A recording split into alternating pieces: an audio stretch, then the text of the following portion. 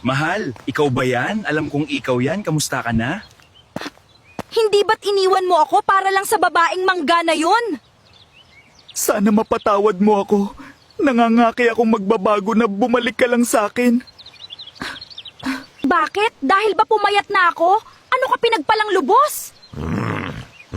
Basta mo na lang ako iiwan at babalik ka kung gusto mo. Manigas ka dyan!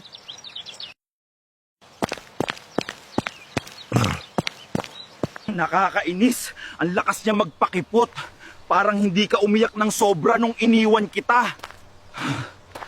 Nakita ko sila kanina ng asawa niyang talong. Okay lang kaya siya? Sana okay lang siya. Ay, hindi talaga ako mapakali. Pakiramdam ko hindi siya okay. Gusto ko siya puntahan. Pero paano kung hindi naman niya gusto na may makausap? Heist, hindi ko na alam.